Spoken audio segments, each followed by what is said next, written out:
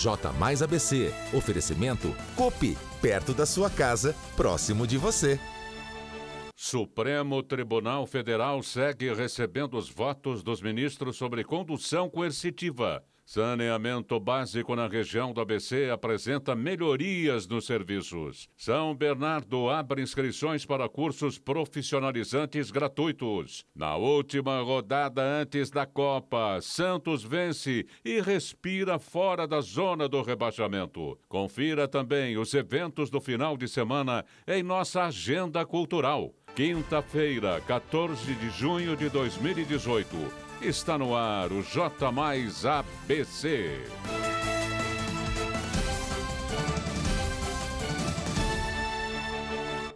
Olá, muito boa noite. Seja bem-vindo a mais um J mais ABC. Na última edição, mostramos a retomada do julgamento da condução coercitiva no Supremo Tribunal Federal. Hoje, nós vamos mostrar a continuação da votação. Confira na matéria de Renan Bandeira. O plenário do Supremo Tribunal Federal retomou na última quarta-feira o julgamento que dá a possibilidade de juízes obrigarem investigados e réus a serem levados para depor, a chamada condução coercitiva. O assunto começou a ser analisado pelo Supremo Tribunal Federal na semana passada, quando Gilmar Mendes votou pela proibição definitiva do instrumento. Em dezembro do ano passado, ele concedeu liminar, decisão provisória, proibindo as conduções coercitivas em todo o país. O fim da sessão formou placar de 4 votos a favor e 2 contra a condução coercitiva. O julgamento foi interrompido no início da noite de ontem e retomado na tarde desta quinta-feira. Até ontem, Gilmar Mendes e Rosa Weber votaram contra a condução coercitiva. Já Alexandre de Moraes, Edson Fachin, Luiz Roberto Barroso e Luiz Fux votaram a favor da condução coercitiva. O Supremo Tribunal Federal encerrou a sessão por volta das 17h30, mais ou menos, desta quinta-feira. O placar ficou 6-5, onde os ministros Luiz Fux, Alexandre de Moraes, Edson Fachin, Luiz Roberto Barroso e Carmen Lúcia votaram a favor. Já Gilmar Mendes, Rosa Weber, Dias Toffoli, Roberto Lewandowski, Marco Aurélio e Celso de Mello votaram contra, portanto, proibindo assim a condução coercitiva. Vamos agora aos assuntos aqui da região.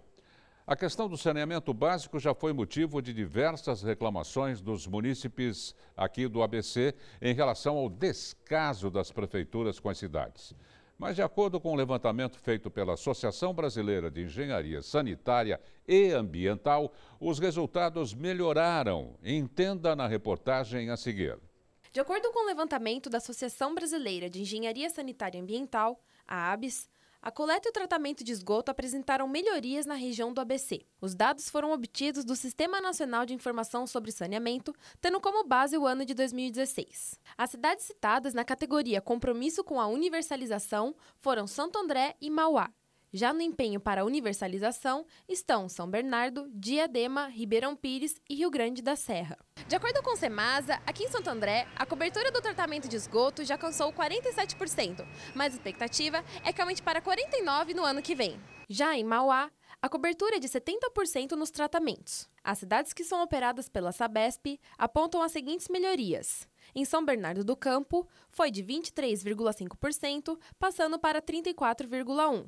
Em Diadema, de 22,4% para 27,4%. E Ribeirão Pires, de 44,1% para 55,8%. E a Sabesp ressalta 2 recentes ações para aumentar os índices. As obras do programa ProBillings, em São Bernardo, que tiveram início em janeiro e levarão o esgoto de mais de 250 mil moradores, e a autorização de licitação dada na terça-feira pelo governo estadual para ampliação de redes de esgoto e construção de estações de bombeamento que vão beneficiar mais de 5.200 munícipes de Rio Grande da Serra, o equivalente a cerca de 10% da população da cidade. Bom, gente, agora mudando um pouquinho de assunto, vamos falar sobre empregos.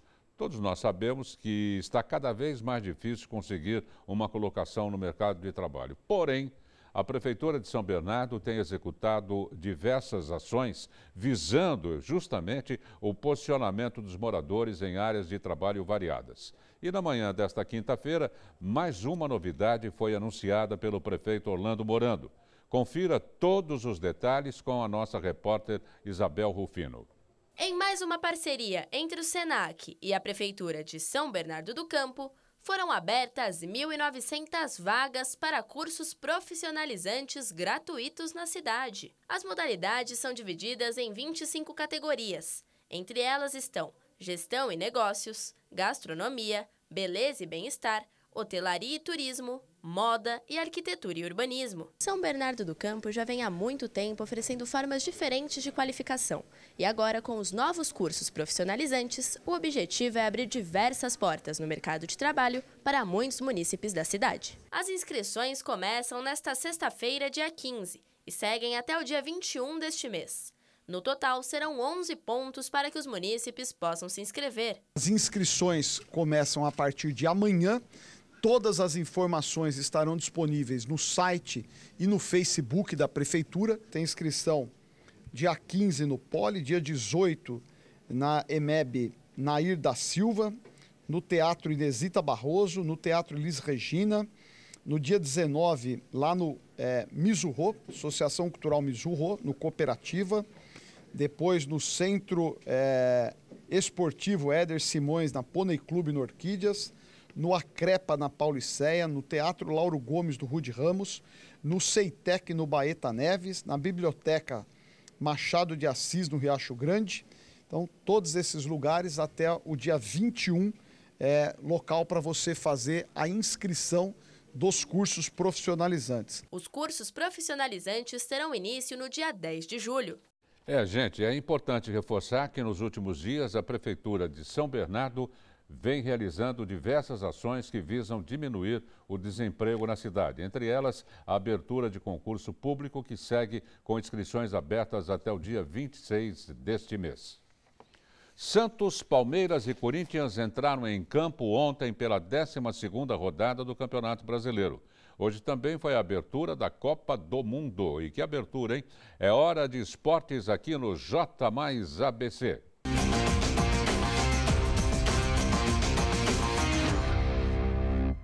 O Santos foi o único time paulista que conseguiu somar 3 pontos, mesmo jogando fora de casa, nessa última rodada, antes mesmo da paralisação para a Copa do Mundo.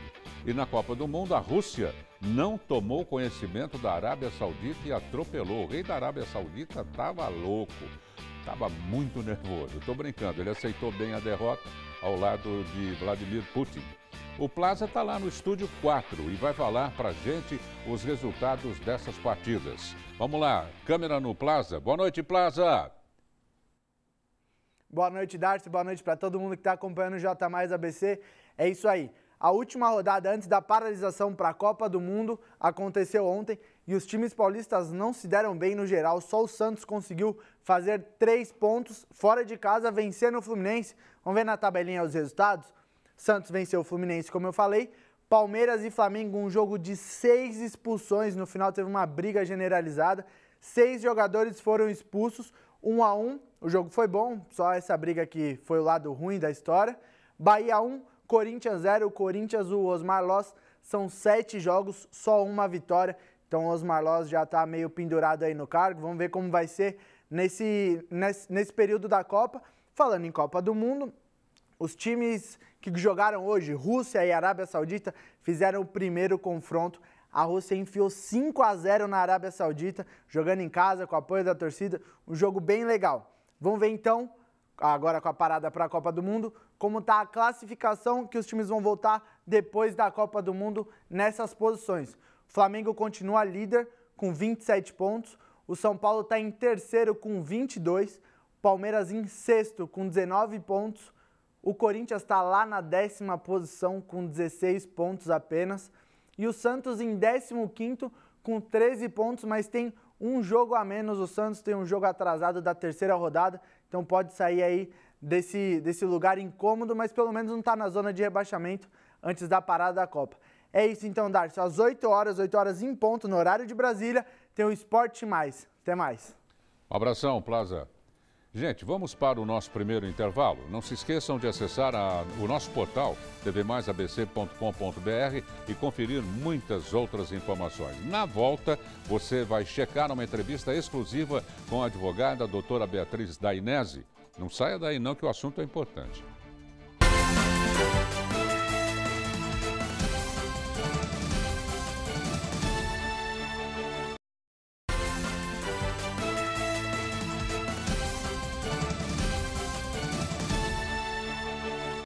Vocês sabiam que a lei de número 13.606 de 2018 institui um novo procedimento chamado averbação pré-executória?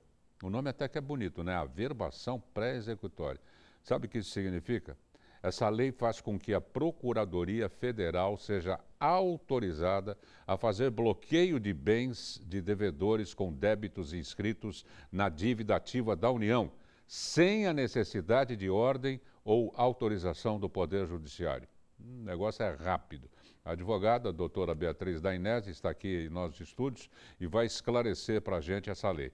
Boa noite, doutor. Obrigado por ter vindo. Boa noite, Darcy. Eu começaria perguntando, já é val, que nem diz a juventude. Tu está valendo já essa lei? Infelizmente essa lei, embora ela tenha um nome bonito, ela já está valendo e ela se mostra bem prejudicial para os contribuintes. Ela funciona da seguinte forma. Hoje em dia, a União, ela tem alguns débitos que são cobrados dos contribuintes, sejam eles pessoas físicas ou jurídicas. Antigamente, antes dessa nova legislação, o débito ele começava a ser cobrado com a União inscrevendo o débito na dívida ativa. Posteriormente, ela tinha que ajuizar um processo de execução fiscal, onde o contribuinte era citado, e só depois de ser constatado que ele não tinha apresentado uma contestação a esse débito, ou não tinha parcelado ou pago esse débito, é que a União poderia indicar alguns bens ou pedir o bloqueio de alguns bens desse contribuinte. Só que essa legislação, ela antecipou tudo. O que ela permite agora? Ela permite que a União apenas inscreva o débito na dívida ativa, intime o contribuinte para que em 5 dias ele se manifeste, mas mesmo que ele já se manifeste, ela já pode proceder com esse bloqueio de bens. E aí o que ela realiza é um arresto, indicando essa dívida nos cadastros dos devedores e com isso o contribuinte tem os seus bens indisponibilizados. Mas e como é que fica? Ele fica congelado, os bens ficam Exatamente. congelados. Os bens eles vão ter um bloqueio, o que impede que ele venda, por exemplo, um imóvel, ou não possa mexer numa conta bancária em que ele tenha recursos financeiros, ou se for um veículo, que ele seja impedido de vender esse veículo. Até ou seja, que ele acerte... Exatamente, até que ele acerte aquele débito. Ou seja, aqueles bens vão ficar congelados como uma garantia de que um dia ele irá pagar esse débito. Ah, perfeito. E existe um limite mínimo do quanto isso pode acontecer? Tanto faz dever R$2.000 como 200 mil? Infelizmente, essa legislação ela não trouxe um percentual em que essa legislação vai ser aplicada. O que ela determina é que, em sendo débitos da União, seja de contribuintes pessoas físicas ou jurídicas, ela já poderá proceder dessa forma, independente se o débito for de R$10 ou se for um débito de R$1 milhão. Quer dizer que, vamos supor que na pior das hipóteses, ele decreta o arresto, não é? Isso. E fica ad infinito, lá o imóvel congelado e as contas são sacadas as quantias. Exatamente. É isso que a União ela conseguiu com essa nova legislação. Ela conseguiu se antecipar e permitir que, mesmo sem uma decisão judicial, que era o que toda a nossa legislação determinava que fosse necessário para que isso acontecesse, ela agora já consegue bloquear esse bem e deixar ele lá bloqueado até que esse débito venha a ser pago. Não vai para leilão, por exemplo? Não, enquanto depois desse primeiro momento em que tiver o arresto do bem, ele vai ter uma segunda fase com o processo judicial, com o processo agora. Com o processo, e essa parte do leilão só poderá acontecer no processo.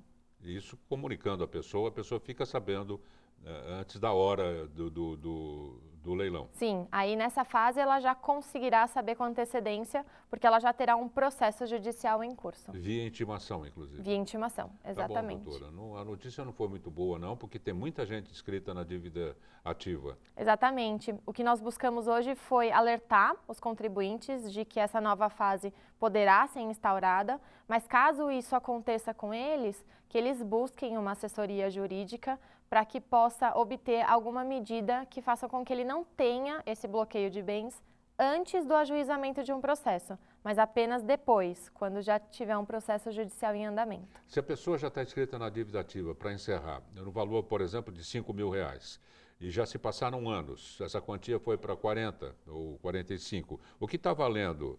Os 5 ou os 40, 45? Os 40, 45. Sempre levando em conta o valor atualizado. Está Exatamente. ótimo, doutora. Obrigado pela boa notícia. Uma má notícia, mas que é necessária para alertar.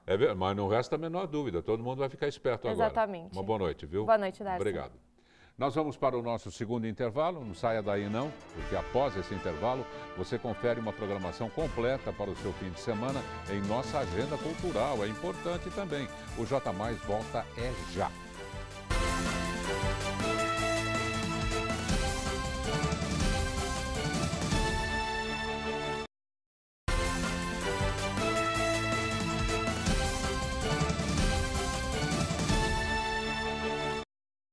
Quinta-feira já chegou, que bom, dia de agenda cultural, bem gostosa matéria aqui no J+ ABC. E olha, deixa eu te contar uma coisa, a região está cheia de eventos nesse fim de semana para todos os gostos e idades. Vamos conferir a programação completa? Roda a VT.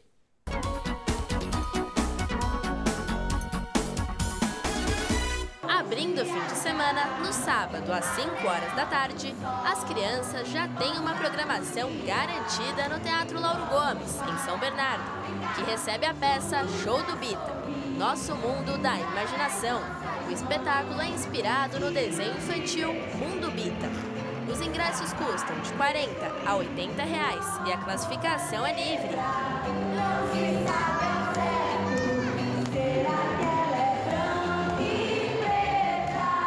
Ainda no sábado, dia 16, só que às 8 horas da noite, é a vez do Sesc Santo André Respirar Cultura, com o show de Eduardo Gudim e Paula Santoro, ao pé da letra.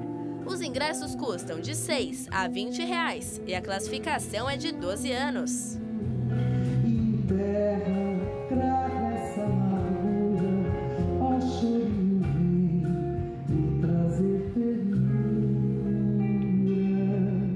Encerrando o fim de semana, no domingo, às 7 horas da noite, o Teatro Municipal de Santo André recebe a peça Que Tal Nós Dois?, que conta a história de um homem e de uma mulher, ambos casados e com família, que acabam passando a noite juntos.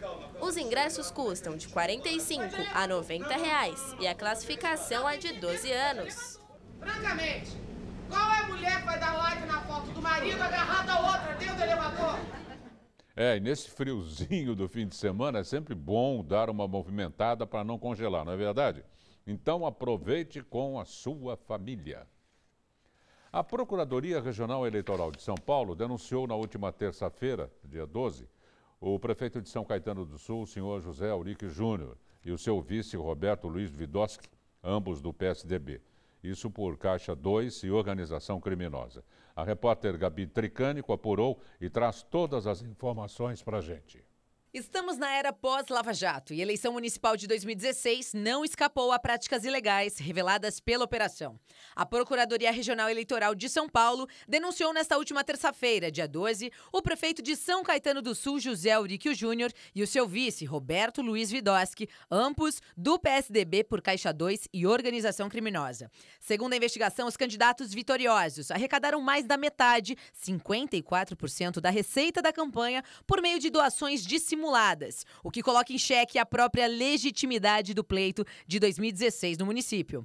Os recursos também teriam abastecido o caixa do PSDB de São Caetano do Sul. Outras 7 pessoas foram denunciadas. Uma delas, o superintendente do SAESA, Rodrigo Toscano. A suspeita é de que os tucanos tenham disfarçado a origem de recursos, atribuindo laranjas, cujas condições socioeconômicas seriam incompatíveis com as supostas doações. Uma das pessoas físicas estaria, inclusive, acamada. Procurada, a Prefeitura de São Caetano do Sul ainda não se manifestou. José Auríquio Júnior, em passagem anterior à Prefeitura Municipal de 2005 a 2012, foi condenado por improbidade por ter usado dinheiro público para se promover distribuindo um cartão de Natal. De acordo com a denúncia da PRE-SP, a organização criminosa foi montada em torno da empresa Globo Contábil e o seu proprietário, Eduardo Abrantes, mais conhecido como Dudu, cujos funcionários e familiares foram usados para camuflar os recursos arrecadados pela campanha. A principal conta bancária utilizada foi a de Ana Maria Comparini Silva, pessoa humilde e pensionista do INSS, pela qual transitaram cerca de R$1.400.000 em dinheiro, que abasteceu direta ou indiretamente a campanha eleitoral e o partido, afirmou a PRE. A eleição de 2016 foi a primeira na qual doação de campanha estava vetada. A campanha de José Auríquio Júnior procurou, no entanto, driblar a nova legislação, segundo a Procuradoria. Na verdade é o seguinte, quando o Ministério Público faz a denúncia, ele faz a denúncia, mas precisa da decisão da Justiça. Então, enquanto a Justiça não decidir, o que a gente sabe é que a legislação diz isso, né? Caso ele seja afastado, aí em 90 dias é convocada nova eleição, né?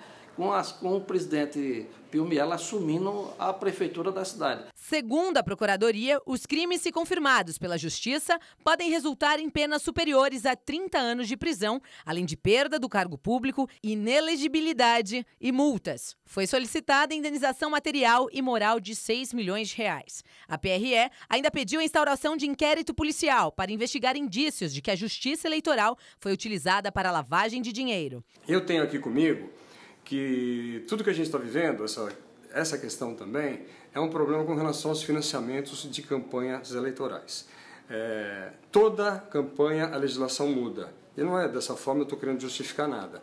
Mas é um debate que a gente tem que ter sério no país, de que forma que nós vamos financiar as campanhas eleitorais. Uma hora vem a história do financiamento público, que eu sou contra, outra hora vem o financiamento privado por empresas, depois o financiamento privado exclusivamente por pessoas físicas, e proíbe-se que o próprio candidato se financie. Agora nós vamos viver uma eleição em que só o próprio candidato pode se financiar. Os advogados do prefeito divulgaram em nota, afirmando que se trata de opinião do Ministério Público Federal, ainda pendente de apreciação pelo Tribunal Regional Eleitoral, e que o prefeito está à disposição da Justiça Eleitoral para prestar todos os esclarecimentos necessários. Nos próximos dias, 2 movimentos que levaram milhões de pessoas às ruas em todo o país no impeachment de Dilma Rousseff anunciarão que pedirão o impeachment do prefeito José Auríquio Júnior.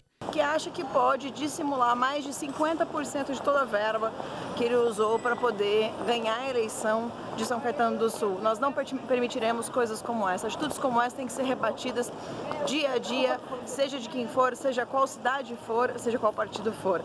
E nós estaremos nas ruas, se for preciso, para poder tirar cada corrupto do poder. E a gente do MBL analisou a denúncia do Ministério Público, também analisamos a lei do impeachment, a lei orgânica do município, para saber se ele poderia sofrer impeachment por causa desses crimes. Para quem não sabe, é diferente um crime comum de um crime eleitoral e de um crime cometido dentro da administração. Não são todos os crimes pelos quais você pode pedir impeachment. Mas, no caso do prefeito, é possível pedir impeachment pelos crimes que ele cometeu, sim. Bem, agora nós vamos falar de política aqui no ABC. Quem traz as últimas notícias e com muitas novidades é a jornalista Gabi Tricânico. Boa noite, Gabi. Boa noite, que frio hoje. Que frio, não, mas as notícias estão quentes, Estão quentes, eu já começo falando de uma sessão extraordinária que aconteceu na Câmara Municipal de São Caetano do Sul, hoje pela manhã, porque agora sim foi aprovada a reeleição da mesa diretora. Quem conversou conosco foi o vereador Jander Lira. Então, a partir de agora, São Caetano vai poder reeleger o presidente. Votei favorável, porque eu entendo porque se o executivo, se o prefeito tem direito à reeleição, não se justifica que o presidente do Poder Legislativo também não possa. Agora, isso não é garantia que vamos reelegê-lo, o atual presidente, mas ele vai poder participar e apresentar suas propostas. E ainda falando de São Caetano do Sul, o governo José Auríquio Júnior recuou sobre a taxa do lixo e enviará um novo projeto para a Câmara. Houveram algumas discrepâncias, principalmente nos imóveis maiores, que habitados por menor número de pessoas.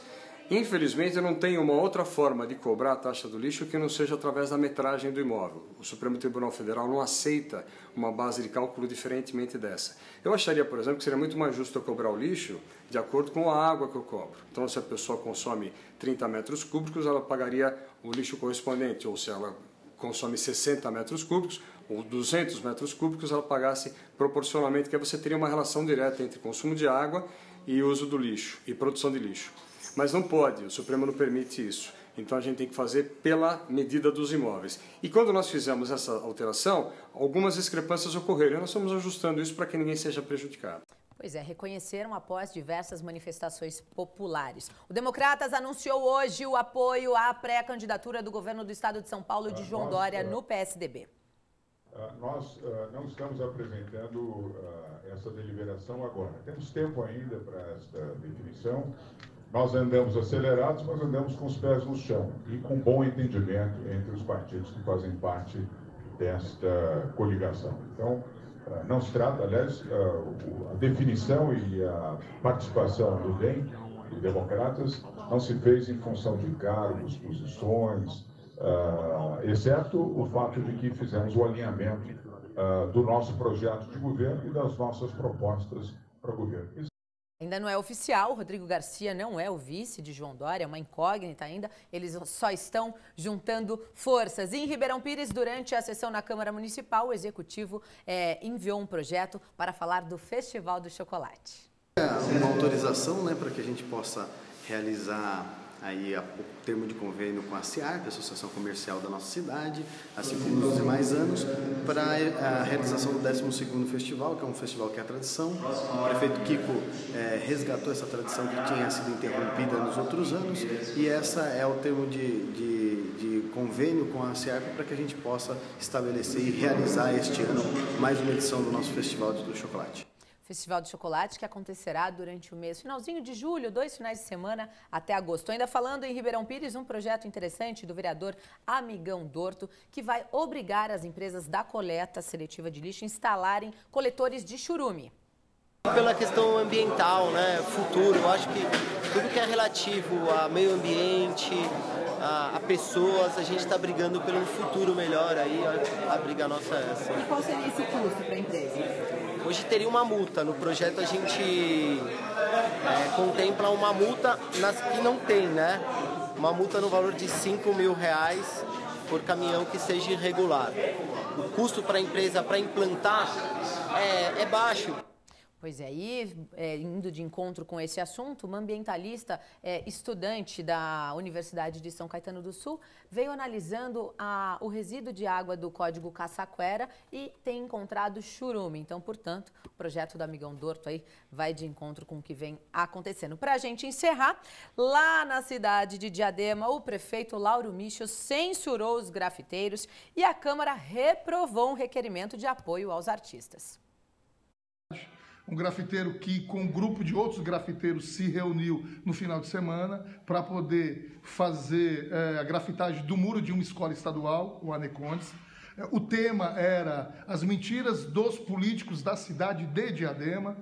E foi tudo feito com muito carinho, foi tudo feito com muito respeito, principalmente do ponto de vista do que significa a atividade de grafitagem.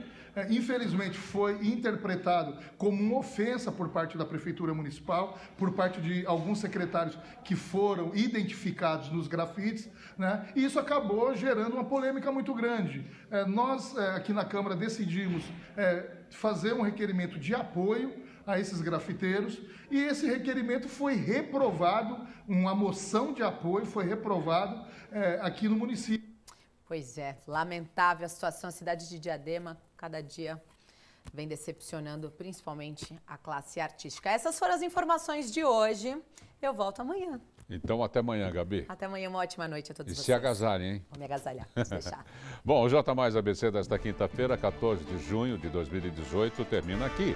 Para você que perdeu ou quer rever a edição de hoje, claro, para começar o dia muito bem informado, você confere outra exibição do nosso telejornal, como de costume, à 00:30 e também às 6:30 da manhã da sexta-feira.